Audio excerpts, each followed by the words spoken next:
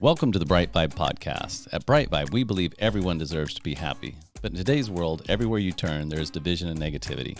At BriteVibe, we have created a global movement to bring 8 million people together who are inspired to live bright, live bold, and share bright vibes. Alone, it can be hard to change, but together we can change the world. Welcome to the BriteVibe podcast. All right, Tabitha Scott, welcome to the BriteVibe podcast. So happy to have you on. Thank you. I'm glad to be here, Matt. We're going to have a very interesting conversation today about shifting a paradigm or shifting some thoughts kind of from one mindset to the other that I really appreciate and enjoy from your perspective. But I do want to read a little bit about your bio, just so people, when they're listening, have a frame of reference of where you're coming from when you talk about this stuff.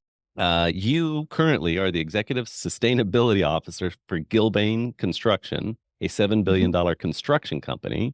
But you've also served as the Executive Office Roundtable on Climate Change during the Obama administration, and also the Presidential Climate Action Plan under the Bush administration, and working on net zero. And you've been working on net zero projects since 2008. You've got a couple books out. Your most recent book is called Powering Change. But ultimately, we're going to talk about some about leadership, but really maybe shifting the mindset around we need to save the planet. I think you have a very fresh and interesting perspective on we need to save the planet. And I meant earlier, because you're coming from a lens of you work in corporate America, right? That's what you've done. You've worked in corporate America, but you have, I think, a fresh perspective on how corporate America and the environment can kind of not only coexist, but complement each other. So please enlighten me. Yeah, Matt, thanks. And thanks for having me today.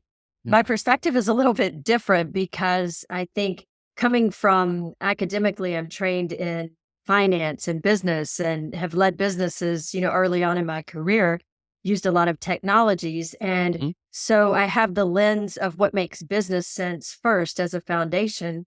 And then growing up on a small farm in Kentucky with 2 elementary school teachers as parents, we learned about every animal, how to grow things, crops, growth cycles. There's a season for everything, responsibility. There's no waste. You would take the manure and turn it into fertilizer. Right. Yeah. And so all of these lessons that were just embedded in me as I grew up, once I got into the business world and I saw how much waste there was. Well, waste is expensive, Right. And you see the things that we have in businesses, the challenges that in nature don't exist, Nature's perfectly balanced. Right. And the further we get away from nature and business, the more off balance and burnout we become. And so it took a lot of years of experiencing business. And back in 2004, I started working in global sustainability. So working with companies to do renewable energy and consciously think about how are we using our energy, for example, and water and things. And what I learned over those years is that absolutely for every business crisis in the world, nature has the answer. We just have to listen. Very interesting. And this again is a very unique, I think, a unique perspective, because usually when we're talking about environment, climate change, construction, especially your current role that you're serving in, those things, typically the conversation is more of an adversarial or at odds, or it's either corporate is making money and nature's suffering, or nature's flourishing and we've shut down corporate enterprise altogether. And yet, we've talked about it on this show with other guests several times that, business can change the world if we use it for that purpose. Conscious capitalism, if you want to call it That's that. right. But we can, most business, I can't remember the statistics, but I think 95% of businesses are actually your neighbors, people that own, the local store, whatever that may be, the local repair shop, the local store. It's not, when people say business, a lot of times we think of these huge conglomerates and these, the Walmarts and the big oil companies and all this stuff, because that's what the news shows, right? That's what the media portrays is. And I'll be honest, I mean, I've been in business all my career. Most of us, I guess, when I say it that way, have, but they've done some stuff that's not ethical, that's not good for the planet. I mean, there's a lot of in my perspective anyway, they've earned some of the lumps that they've taken in the media Yeah. because they've done Yeah. some pretty crappy stuff. But Right. that's the minority of Mhm. businesses. Most businesses aren't out to pollute the world or aren't out to exploit nature or Right. people. They're out to provide a service, to provide for their families and to provide the service to the families in their local communities. Now, you've Right. obviously taken it one step further because you were actually looking through the lens of like Fortune 100 companies that are Mhm. huge conglomerates and saying, how can we actually make profit and the environment both up and it seems like the way you're saying it kind of almost connected. Yeah, every business person that is not looking to nature for answers, I think they should be feeling FOMO right now, a fear Right, of missing out because right, what I'm saying is turning this notion of, oh, save the poor planet, do something today. The planet is a badass right, that's been evolving for 4 billion years and it right. kind of has its stuff down, whether you're talking about the laws of motion, any new thing that we have to get put through in business, it's just like the laws of motion will occur. I've got a new idea and you get an equal and opposite reaction. I don't have resources. I don't have budget. Mhm. So, or whether it's the laws of physics, of complexity theory, our systems can only be as complex as their basis, as set out in nature, diversity, Mhm. Mhm. a field that burns down and wildflowers will grow back, straight away versus a perfectly manicured little landscaping job. It's going to be, blown up if it is Right, destroyed. And right. so if we want resilient business, if we want Mhm. business that's faster and more innovative, then look to the laws of nature. And every single time they can predict what you need next in your business, what type of leader you need, and how to build your teams. Right, so this is interesting. You're gonna have to dive a little deeper for me on this one. So, and this is all stuff that you're covering in the new book that's coming out very soon, Powering Change. So, I guess walk me through some examples. Walk me through kind of how how you've looked at a business and then applied the laws of nature and kind of I'd almost say case studies, but I love real examples of Yeah. how does this actually work in practice? How does it work, in the real world once we get on the Yeah. mat type thing? So everybody's familiar with the growth curve, birth, Mhm. growth, Mhm. maturity and decline. And you hope to jump onto the next curve, Mhm. before you decline and hit the bottom. Well, Southwest Airlines last year, back in 2022, they had a horrible fiasco at Christmas time, holiday time with Right. travelers. They could Mhm. not keep up with demand. Their Mhm. technology systems basically crashed. And what happened there is you had a CEO that was brought in during their big growth phase, their peak Mhm. growth phase. It was the right person because he was a streamliner, right? He Mhm. was Mhm. very into efficiencies and making Mhm. things orderly and stovepiped, which is what you need to structure and scale. Mhm. Well, instead of him hiring a replacement, there was a revolutionary to get back onto the next curve, to Mhm. reinvent. He hired his replacement that was exactly like him and maybe even Mm. worse because he had been there for 30 years, Oh my gosh, right, yeah. It was also in careers like accounting and Mm. auditing that Mhm. require you to make it more and more lean. And what they did is they just leaned themselves to death and they didn't Right, do any innovation in new tech. And right. so they had a wonderful qualified person, obviously, to make it to be CEO of Southwest Airlines, but he was at the wrong time. And so Right. it's like you don't plant seeds in the Mm. fall because they're going to die in the winter, right? Right. So everything has an optimal time. And if we Mhm. look at what phase we're in, so that's one with growth cycles, whereas Apple, for Yeah, I example, was thinking of that, yeah.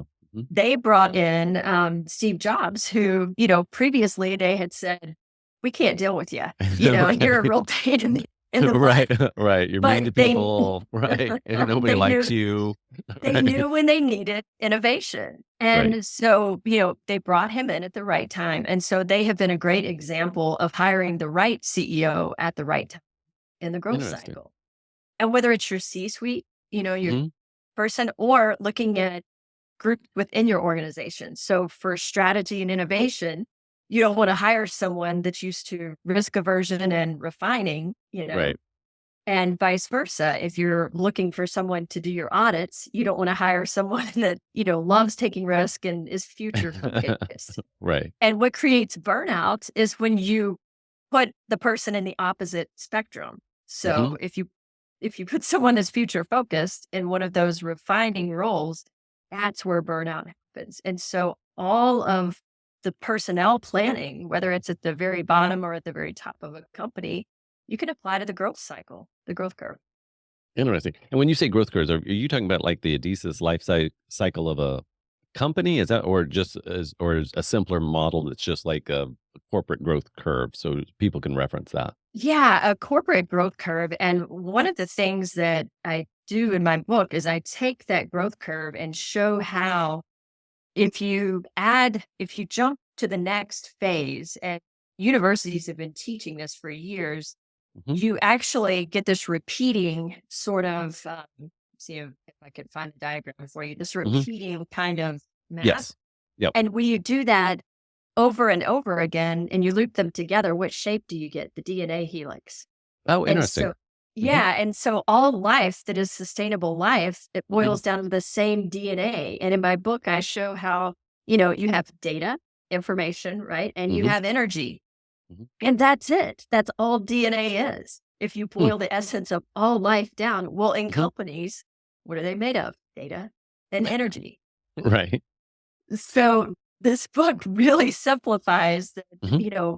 we're vibrating energy. We're a sine wave. Hmm. All of us are made of energy, and that includes the water, the trees, the animals, the insects, and businesses are just another living organism. Because Hmm. if they stop going through that curve, that cycle, then they no longer exist. Hmm. And the thing, so I've seen, again, just referenced the Adidas life. I think I'm pronouncing that right. Life cycle of a company, or an organization.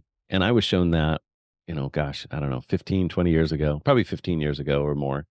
Um, and it just happened to be at dinner one night, and this guy was giving a talk the next day, and he was the speaker, and he was showing me that. And we were just getting ready to enter the phase of, I believe, adolescence or something.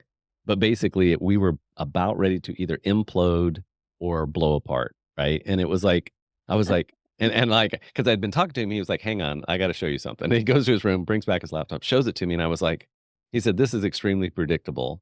He said, "This is gonna Here's what's gonna happen. It's kind of called founder syndrome. You're gonna you guys are we had 3 partners. You guys are gonna either get divorced, you're gonna have to sell the company, right? Or you're gonna bring in a scaler, somebody who knows how to scale, Right. and they're going to scale your company, allow you to continue to grow." Mhm. And so I was like, it was like he was an oracle looking in a crystal ball. And now that I look back 15 years later, he was 100% right about everything he said. At the time, I resisted this, Yeah. right? At the Yeah. time, I was like, nah. But like you said, business is a living organism. It has a set kind of laws, if you wanna call it that, Yeah. and you can either, we took the information, thank goodness, we took the information and actually did something with it. We actually brought in a Mhm. scaler, right? And it was tough. It was really, really Yeah. hard to bring somebody in because the culture and the organization was kind of bootstrapped up and just a bunch of, 3 entrepreneurs, and we're just like, Yeah. "Go, go, go," and just, build it and we'll stick it together and it'll work. And things were starting to blow apart, fall Yeah. apart. Systems were not in place, and so once we brought in the scaler, then the company was like in, what do I want to call it? Basically, it retracted because a couple of the partners didn't agree with the scaling philosophy, which Mhm. was streamlining and putting systems in place and putting, certain, we started looking at KPIs and all of the things that you do to grow a business.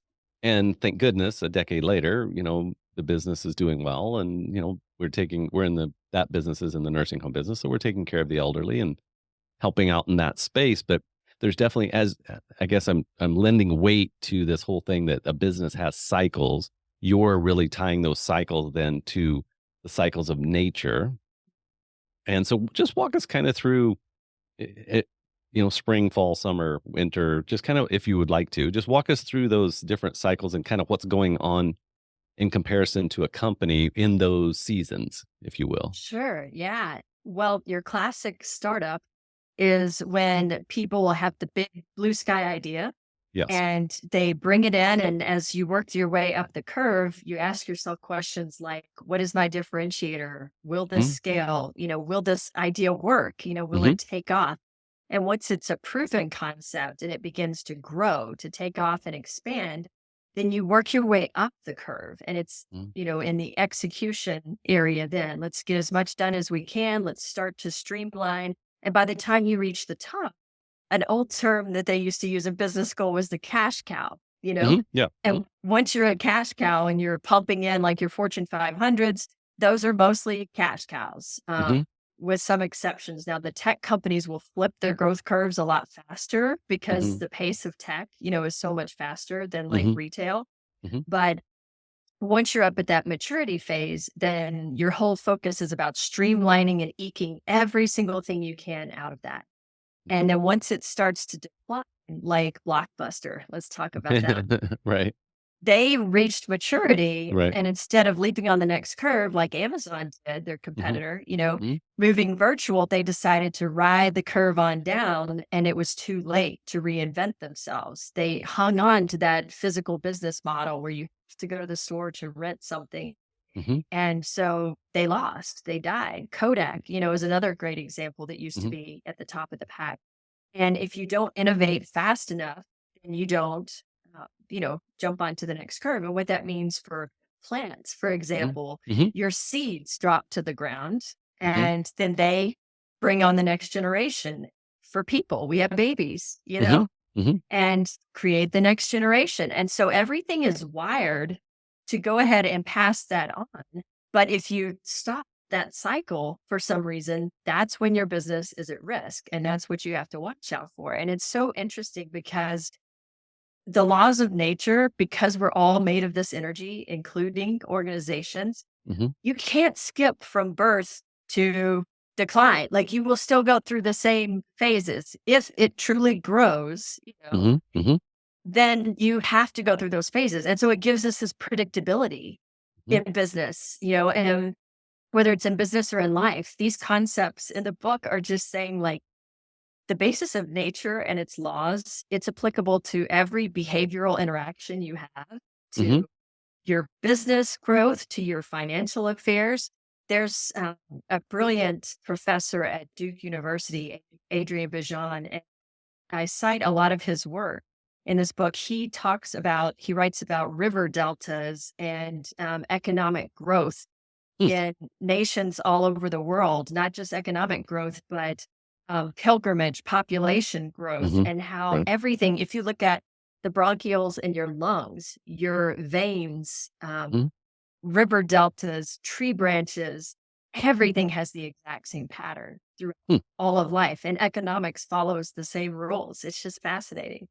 And so help me understand that then. So when you're talking about our lungs and the trees and the river delta, how are these things? So I can picture in my mind, yes, things are connected. I guess I'm looking kind of like at a tree and it has branches and then you have twigs, you have leaves, I guess, and most of the year. And then you have twigs and then you have branches and then you have main trunks, I guess, and then the main trunk, right? Or I guess, right? So it kind of gets bigger and more grounded as you go.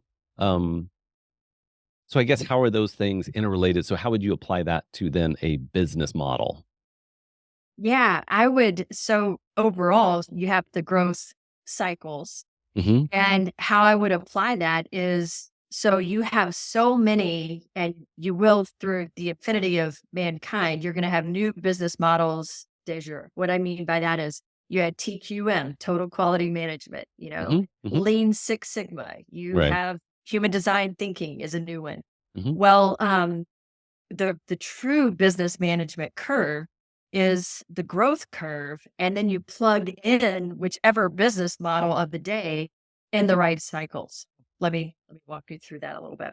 Please do. If you have a company that's mature, what do Hmm. you need? You need reinvention and creativity and design. So you might use human design there, and that's why it's so popular in a Hmm. lot of mature organizations today because they need to reinvent and jump onto the new curve. Hmm. Whereas lean and Six Sigma or total quality management, things that are meant to refine, you need that in the growth phase. Right. So if you're starting new processes, like if you're on a job assembly line, that's how Mhm. TQM was created to begin with, was the assembly line Mhm. and refining processes. So it's not one size fits all. And that's what's so interesting. Once you see the everythingness of the Mhm. energy, like you can't unsee it. It's throughout all of business process. Very interesting. And so I guess how are you using that? Let's dive a little bit deep. If I read the book, what should I walk away with? What do you think most readers will walk away with?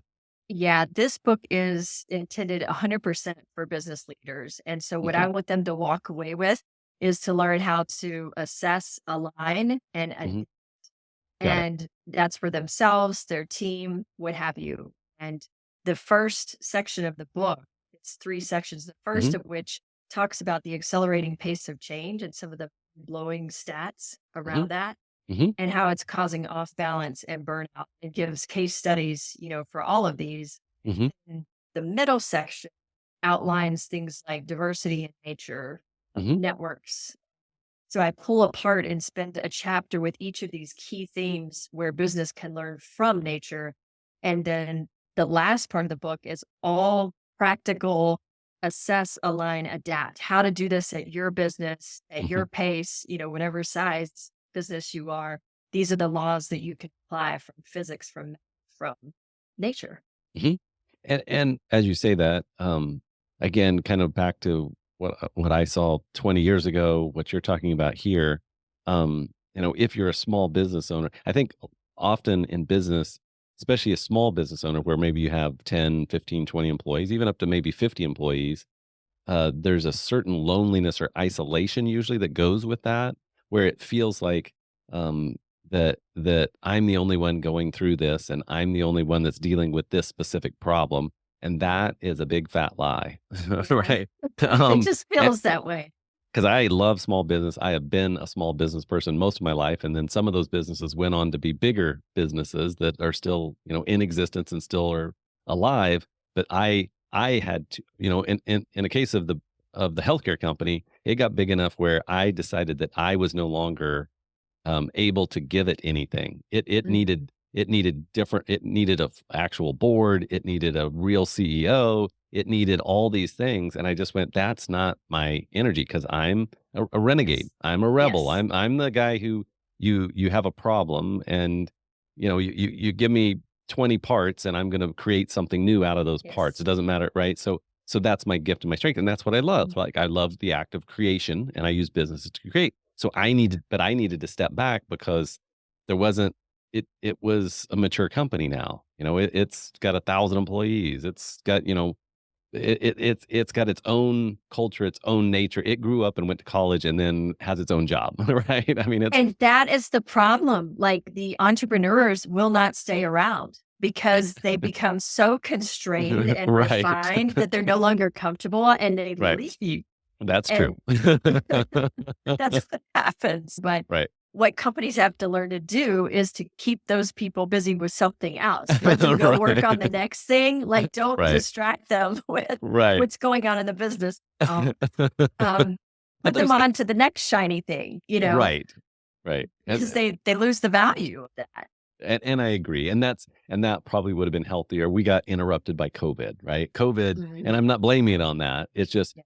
because I, as a creator, as an entrepreneur and as a creator, got so burnt out during COVID running Mhm. day to day. And even though we had a president at the time and he was running day to day, but just the stress of, especially in the healthcare space, it was so stressful that after a year, year and a half, I was just fried because I'm doing Yeah, something that I'm not good at, but that's just right. had to do to say, to basically did it out of obligation, right? Yeah. To just save the company. I mean, to help save the company with a team of people that, did the heavy lifting.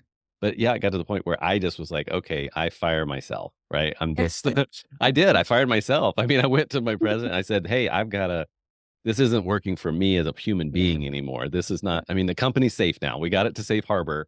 Yeah. Now I've gotta, like, I got some mental health issues I gotta go work on Yeah. because Yeah. I've been stressed You for burn too out. long. I burn out. I did burn Yeah. out. And it's the words that we use in our Mhm. language that we don't think about that reinforce this aspect that we're all made of electricity. Like, she spun up, he lit up the room. I feel burnt out. I've disconnected, transformed, right? Right. We're burnt out. I feel Yeah. drained. So, and if you have a great idea, what pops over your head? A light bulb, Right. Yeah. Yeah. right? Yeah. Yeah. So, this fact of being energetic, whenever you Mm, take it down to the team level, for mhm. example, it's fascinating because whatever project you're working on, whatever sprint you're on, Mhm. it's going to be different. And if you're doing something that's future forward, you need representation from people like you on that team. Right. If it's something that, is refining, like find a better way to do these HR policies, Right. then you need the opposite. You're just gonna Exactly. get them in trouble. Right. Right. Yes. Yeah. Yes. Totally. And it's Totally. also interesting working last year and with groups like in Singapore, Mhm. scored differently on the growth curve. They tended to be more risk averse, Right. whereas the people in Silicon Valley were, Right. closer towards the bottom. Um, Right. Right. and then you had more of a blend in like London or Amsterdam. But depending on the groups you're around, the types of roles that you seek out, the types of cities that you choose to live in, it's completely different. And I had actually an interesting guest on, and we talked a lot about kind of knowing your own strengths, knowing your sweet spot, being authentic with your individual values in relationship to the whatever career you're in. Those values, are those aligned? And if they're not, you've got to look at that, right? That's right. And the more aligned you are with your true values, not your espoused values, but your true values, the more successful. And when I say successful, I don't mean just financially, just more impactful. And a Right. lot of times that leads to financial success as well, but the more impactful you will be. So we had this conversation around, if you're running a hedge fund and it's about making money, then you should dial in on that. We're about making money versus we're here to make the world a better place, and because Yeah. people will get that you're not, right? I mean, Yes. it's Yes. not, at some point it just becomes incongruent. And I Yeah. think, when you're kind of talking about these systems in nature, when we do look at nature, nature is itself. A bee is a bee, right? Right.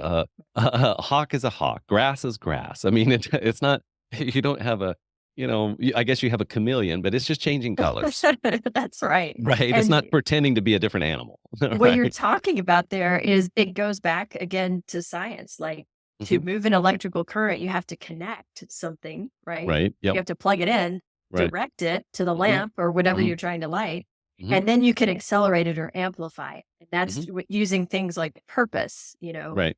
and motivation and whatnot. And the more you can direct it, exactly what you said, you get Hmm. that Venturi effect, right? Hmm. Stuff goes faster the more you can direct it.